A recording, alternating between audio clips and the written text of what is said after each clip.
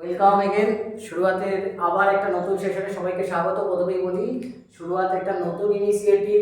সবাই মিলে আমরা শুরুয়াতকে সাপোর্ট করব, এগিয়ে যাব একসাথে।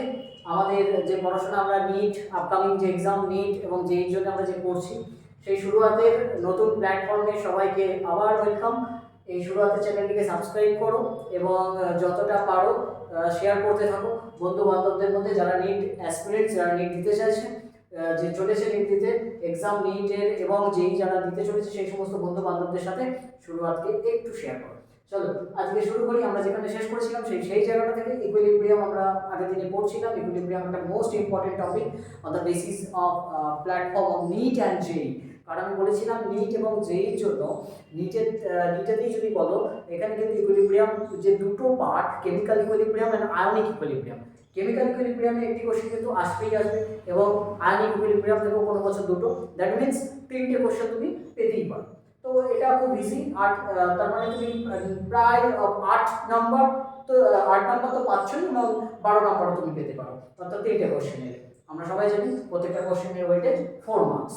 তো আমরা ইকুইলিব্রিয়াম শুরু করব। ইকুইলিব্রিয়ামের যে জায়গাটা আমরা শুরু করেছিলাম আগের দিনে, আমরা পড়ে গিয়েছিলাম কেপি সমান KC into RT to the power delta N. দেখো আমি বলেছিলাম যে ইকুইলিব্রিয়াম কনস্ট্যান্টকে আমরা তিনটে ওয়েতে লিখতে পারি, either KP and kc and the third one is your kx, right? So আমরা এখানে kp kc এবং kx এর রিলেশনগুলো একটু বোঝার চেষ্টা করব। সেই জায়গাতে kp সমান আমরা আগের দিনে পেয়েছিলাম kc into rt two the power delta n। kp সমান kc into rt two the power delta n।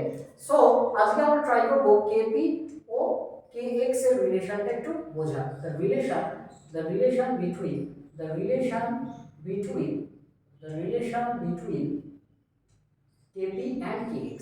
তাহলে আমরা দেখো যে কোনো একটা রিঅ্যাকশন আগের দিনের মতো তাহলে লিখতে পারি a of a, b of b react with c of c and d of d. So for this reaction we can write kp সমান partial pressure of c to the power c, partial pressure of d to the power d, partial pressure of a to the power a, as well as partial pressure of b to the power b. At the same time kx can be written as x c to the power c, x d to the power d, x a to the power a, x b to the power b, right কিনা? তাহলে kp সমান এটা, kx সমান এটা, where x is your mole fraction, আগে থেকে আমরা শিখেছি x হচ্ছে মোল ভগ্নাংশ, and p is your partial pressure। তাহলে আমরা জানি একটা রিলেশন, পার্শিয়াল প্রেসার সমান মোল fraction into total pressure. So for pc we can write xc pt, and for pd it can be represented xd pt, pa can be represented as xa pt, and pb, partial pressure of b, is represented as xb pt, where ab is your reactant concentration, capital AB, and small a and small b is your active mass, cd is your product, and small c and small d is your active masses of the product. So we can write the value, আচ্ছা এই ইকুয়েশনটাকে আমরা এক, এই ইকুয়েশনে যদি 2 দিই তাহলে আমরা এই পার্শিয়াল প্রেসার ইকুয়েশনে এগুলোকে যদি পুট করি, so the equation become xcpt up to the power c, right? xd pt to the power d, as well as xapt to the power a, xb pt to the power b. So it can be written as here xc to the power c, xd to the power d, xa to the power a, xb to the power b লিখতে পারি। at the same time pt c plus d upon pt a plus b, so this is equals to kx, kp is equal to kx into, এটাকে দেখো আমরা লিখতে পারি pt to the power delta n। আগের দিনেই আমরা বলেছি delta n is the change of mole number of product minus mole number of reactant, right কিনা?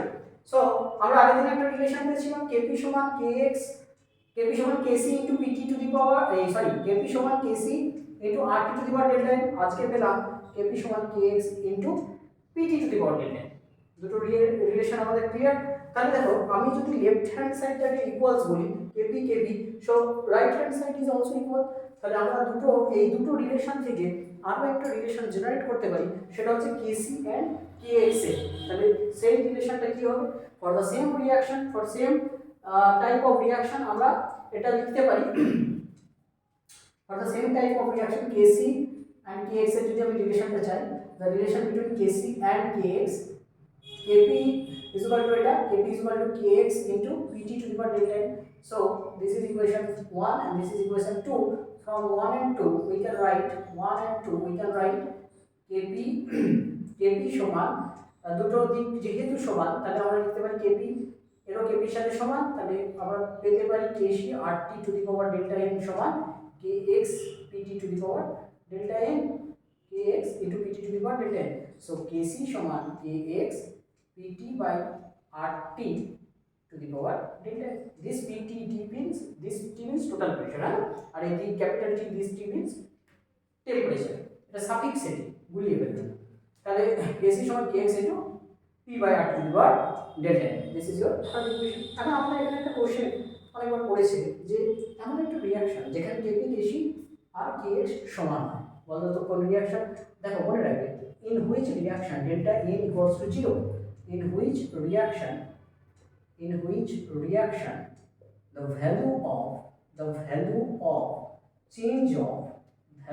change of mole number is 0, in that reaction kp is equal to kc is equal to kx. এই রিঅ্যাকশনের ক্ষেত্রে রিলেশনটা কিন্তু এরকম হয়ে যাবে। Say for example H2 is your gas plus I2 is also gas, react with 2HI is gas. So delta n value কত? 2 minus 1 plus 1 is equal to 2 minus 2 is equal to 0. So the relation between, দেখো তুমি এক নম্বরে বসাও kp সমান kc rt to the power 0 মানে সেই kc, kp সমান kx pt to the power 0 সেই kx হয়ে গেল। তাহলে kp K C left hand side করে kc is equal to আমরা লিখতে পারি kx, তাহলে আমরা কি পেলাম kp সমান kc সমান kx। For this reaction kp kc kx তোমার সমান আছে। চলো এই তো তাহলে ইকুইলিব্রিয়ামের রিলেশনগুলো আমরা মোটামুটি একটা বুঝে গেছি যে রিলেশনগুলো কি হয়, রিলেশন থেকে কি ধরনের প্রমাণ আসে, এগুলো আমরা বুঝেছি। আমি কিছু রিঅ্যাকশন দেব, সেই রিঅ্যাকশনের ক্ষেত্রে আমরা kc kp kx কে কিভাবে লেখে সেটা একটু বুঝে নিই। দেন এখান থেকে আমরা ম্যাথমেটিক্যাল প্রবলেম এই সমস্ত টাইপস যেগুলো আসে সেগুলো বোঝার চেষ্টা করব, properties of the equilibrium constant বোঝার চেষ্টা করব। তাহলে দেখো সবার প্রথমে ধরো এটা N2 gas plus 3H2 gas to form 2 ammonia gas, CaCO3 solid plus CaCO3 solid, CaO solid plus CO2 gas, H2S H aqueous, H2S gas ধরো এটা HS minus in aqueous at the same time H plus aqueous। এই তিনটে বিক্রিয়ার ক্ষেত্রে তোমাকে যদি বলে kp kc kx লেখো, দেখো ফর দিস রিঅ্যাকশনস আমি যদি kp বলি all are in a gas phase, kp লিখতেই পারি। তাহলে আমি বলেছি kp তখনই লেখা যায় it is related to the partial pressure, তাহলে পার্শিয়াল প্রেশার যেখানে আছে সেখানে তো লিখে দেবো গ্যাসেরই তো প্রেশার লিখতে পারি। তাহলে partial pressure of ammonia the whole square, partial pressure of N2, partial pressure of H2 the cube. Similarly kc for this reaction can be written as ammonia the whole square divided by N2 into H2 the whole cube। kx ও কিন্তু লেখা যায় বিক্রিয়ার ক্ষেত্রে, হ্যাঁ kx টাও লেখা যাবে মূল ভগ্নাংশের ক্ষেত্রে। আবার at the same time আমরা এটার ক্ষেত্রে যদি বলি দেখো kp সমান সেকেন্ড রিঅ্যাকশনের ক্ষেত্রে partial pressure of CO2 only, কারণ এটা সলিড তাই না, পার্শিয়াল প্রেশার অফ CO2, কারণ গ্যাসের পার্শিয়াল প্রেশার হয়, সলিডের তো প্রেশার পার্শিয়াল প্রেশার হয় না, তাহলে এটাও 1 এটা ইনটু 1 ডিভাইডেড বাই 1 এগুলো ভ্যালু 1 হবে, সব partial pressure of CO2 gas. ঠিক আছে, তো এর ক্ষেত্রে যদি kc করি kc ইজ ইকুয়াল টু তাই CO2 কনসেন্ট্রেশন হবে বাদ বাকিগুলো 1 হয়ে যাবে, সো সলিডের ভ্যালুটা 1 হয়ে যাবে। তাহলে এটা এইটাই আমার result, kc is equal two concentration of CO2 এর উপর ডিপেন্ড করবে। সিমিলারলি তুমি যদি এই রিঅ্যাকশনটার ক্ষেত্রে করো, এই যে 3 নম্বর রিঅ্যাকশনটার ক্ষেত্রে যদি আমি করি 3 নম্বর রিঅ্যাকশনটার ক্ষেত্রে, 3 নম্বর রিঅ্যাকশনটার ক্ষেত্রে যদি আমি লেখার চেষ্টা করি তাহলে এখানটাতে কি পাবো না ভালো করে বুঝবে। 3 নম্বর রিঅ্যাকশন কি আছে, এটা অ্যাকোয়াস মিডিয়ামে আছে, অ্যাকোয়াস মিডিয়ামের ক্ষেত্রে কিন্তু আমি লিখতে পারি না, অ্যাকোয়াস মিডিয়ামের ক্ষেত্রে আমি এখানে কিন্তু কেসিও লেখা যাবে না, কেসি কিন্তু লিকুইডের ক্ষেত্রেও 1 হয়, কেসি কিন্তু লিকুইডের ক্ষেত্রেও 1 হবে, সলিডের ক্ষেত্রেও 1 হবে। তাহলে অ্যাকোয়াস মিডিয়াম তো লিকুইড মিডিয়াম, তাহলে এর ক্ষেত্রে কিন্তু 1 হবে। তাহলে case kp is equal to এখানে partial pressure of product by reactant যেহেতু, তাহলে এটা 1/, এটা হয়ে যাবে তোমার 1/, পার্শিয়াল প্রেশার অফ H2S যদি এটা গ্যাস হয়, আর Kc is equal two partial pressure 1/, concentration of H2S।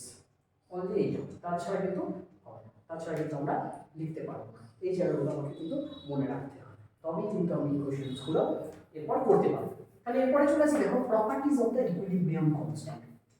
খুব ইম্পর্টেন্ট পার্ট একটা ইকুইলিব্রিয়াম কনস্ট্যান্ট। দেখো একটা জিনিস, যে ইকুইলিব্রিয়াম কনস্ট্যান্ট অ্যাকচুয়ালি কি কি বিষয়ের উপর নির্ভর করে, এটা কিন্তু আমরা যখন লাসাপিলিয়ার প্রিন্সিপালে পড়বো না, লাসাপিলিয়ার প্রিন্সিপাল পড়তে গিয়ে আমরা দেখবো ইকুইলিব্রিয়াম কনস্ট্যান্ট কিভাবে চেঞ্জ হয়। তো সেই চেঞ্জ তো পড়বোই, তার ইকুইলিব্রিয়াম কনস্ট্যান্টের প্রপার্টিজটা আগে একটু বুঝে নিই। হ্যাঁ, properties of the equilibrium constant, properties of the equilibrium constant.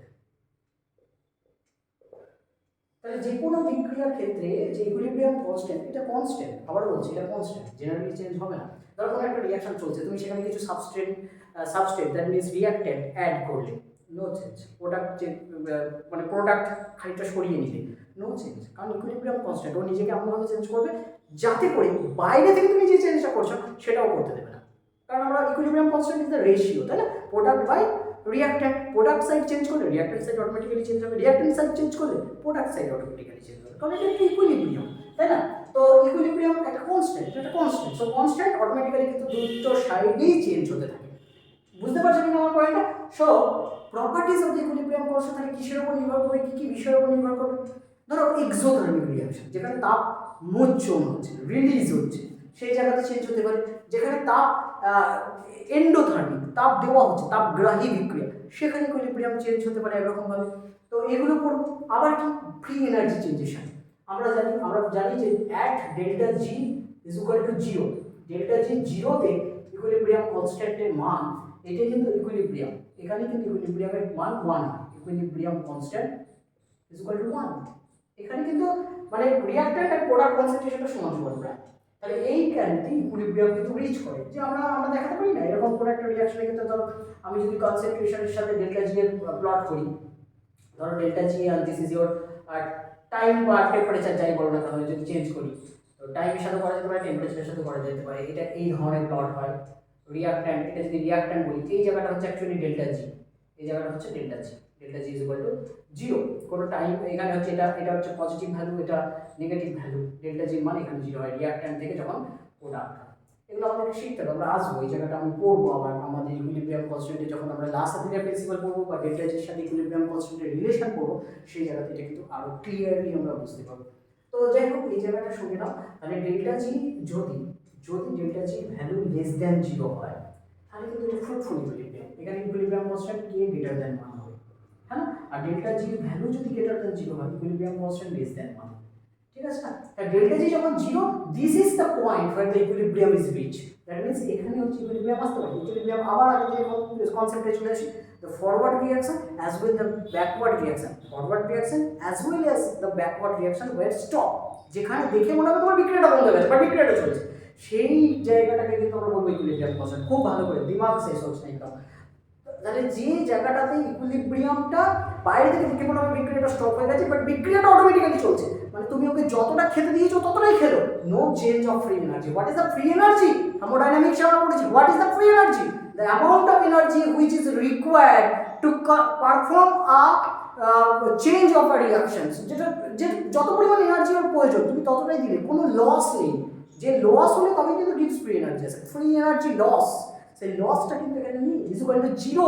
যতটা এনার্জি দিয়েছো ততটাই কাজ করেছে। তোমাকে আমি 500 টাকা দিলাম, তুমি 500 টাকা ভাই যতটা খেতে পারি 5 প্লেট বিরিয়ানি খেয়ে ফেলেছি, that's it.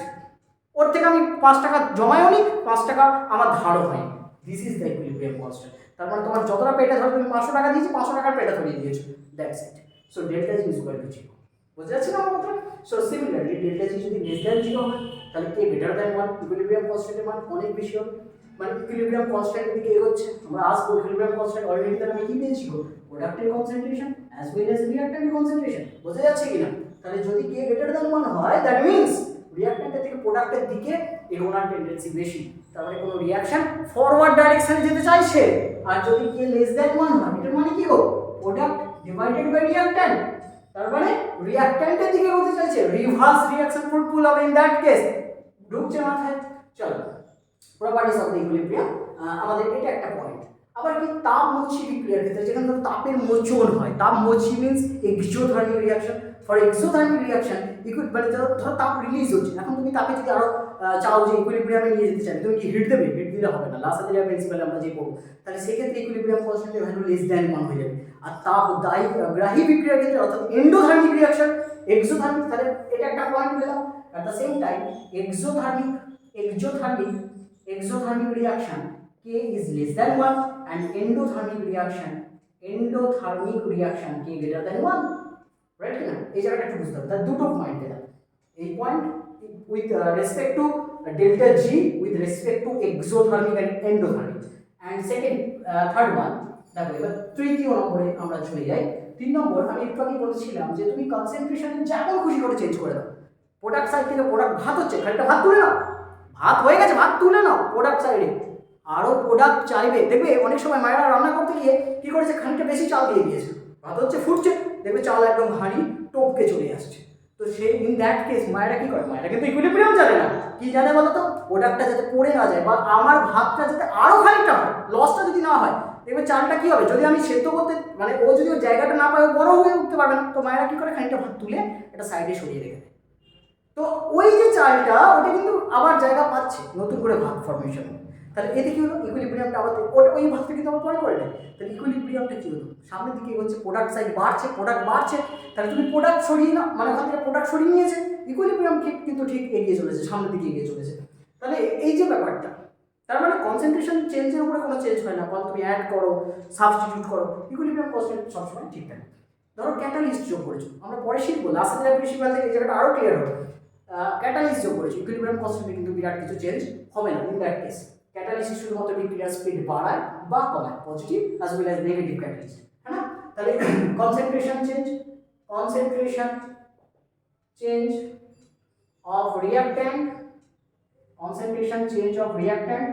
as well as product, no effect. Catalyst have no effect. এটা শুধুমাত্র স্পিডটাকে ইনক্রিজ বা ডিক্রিজ করবে উইথ রেসপেক্ট টু কনসেন্ট্রেশন। আমরা আবার পড়বো ক্যাটালিস্টের ভাগ আছে on the fixed pressure or fixed volume, আমরা এই জায়গাটা আসবো। Next fifth one is the কোনো ইকুইলিব্রিয়াম কনস্ট্যান্ট কীভাবে লেখা হবে সেটাও কিন্তু খুব ডিপেন্ডেবল ফ্যাক্টর। ধরো খুব ভালো করে মন দিয়ে শুনবে, এই জায়গাটা খুব ভাইটাল। আমি আসি এখান থেকে কীরকমভাবে কোশ্চেন্স আসে আমরা একদম সেগুলো করতে যাব। Suppose N2 react with H2 to form ammonia gas. In that case, the equilibrium is represented K1. Suppose if the reaction is reverse, we can write 2 ammonia gas to form N2 gas and 3H2 gas. This is your K2. If K1 আমাকে যদি জিজ্ঞাসা করে write the relation between the K1 and K2, in that case আমি কি লিখতে পারি, খুব ভালো করে মন দিয়ে শুনবে। হ্যাঁ, তো চলো K1 এর জন্য আমি দেখো লিখতে পারি সেই বোকা ব্যাপার, কনসেন্ট্রেশন অফ NH3 তার হোল স্কয়ার, দ্যাট মিন্স প্রোডাক্টের স্কয়ার আপন reactant into H2 তার cube. At the same time K2 can be represented as H2 তার cube into upon ammonia the square. What is the relation between these two? এটাকে দেখো উল্টে দাও, reciprocal করো। There are the relation between K1 K2 is the reciprocal, right? এটাকে just উল্টে দাও, এটাকে লিখতে পারি না 1 upon ammonia তার concentration into H2 তার কিউব। ভালো করে ভেবে দেখো, এটা ওপর উঠে গেলে তো এটাই আসে, তাহলে এটা কি আর এটা কি, এটাই তো K2 তো সরি K1, তাহলে the relation is K2 is equal to 1 upon K1 or K1 is equal to 1 upon K2। তাহলে আমি কি একটা কনক্লুড করতে পারি, the relation between the forward rate constant and the backward equilibrium constant, or the forward equilibrium constant as well as backward equilibrium constant are reciprocal to each other. Constant, the relation of equilibrium constant of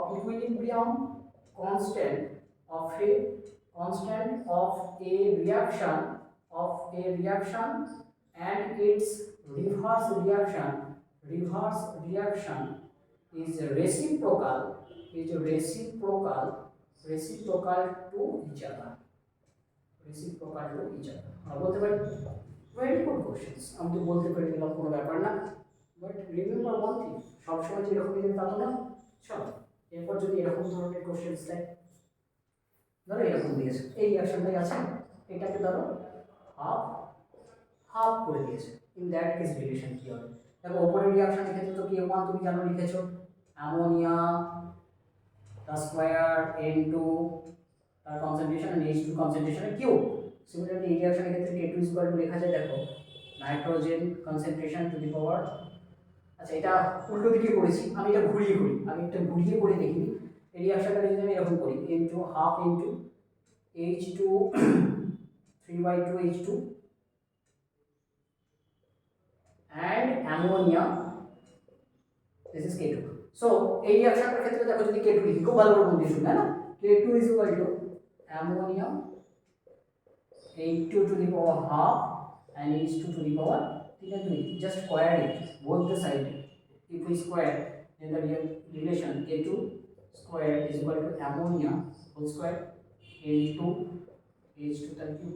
কি করেছো গো, এটাকে square করে এটা কি এসে গেছে ultimate K1, তাই না? তাহলে K1 বা K2 is equal to বলতে পারি root of Q1. This is the relation. This is the relation. এটাকে অর্ধেক করো, 2/3 করো, 3/2 করো, রিলেশন কিন্তু এটাই হবে। আমরা যেটা বলছিলাম এটা কিন্তু উল্টে দিই, জাস্ট রিঅ্যাকশনটাকে রিভার্স করে দিই, K2টাকে মানে যেটা এই সেকেন্ড রিঅ্যাকশন যেটা আছে সেটাকে জাস্ট উল্টে দেবো, রিভার্স দিকে করে দেবো, তাহলে এটাকে 1 অপশন হয়ে যাবে। কত বেশি অপশন বোঝা যাচ্ছে না?